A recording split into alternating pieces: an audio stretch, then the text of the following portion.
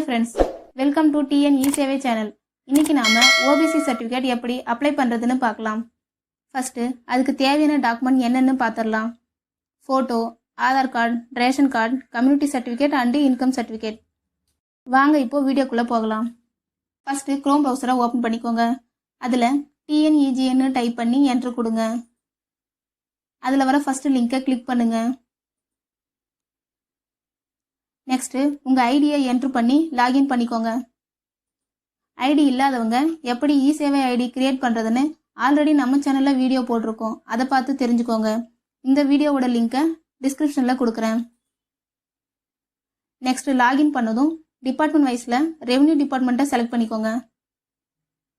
அதில் ஓபிசி சர்டிஃபிகேட்டை கிளிக் பண்ணுங்கள். நெக்ஸ்ட்டு ப்ரொசீட் கொடுங்க. இந்த வீடியோக்கான ஃபுல் வீடியோ ஆல்ரெடி நம்ம சேனல் இருக்குது, அதை பார்த்து தெரிஞ்சுக்கோங்க.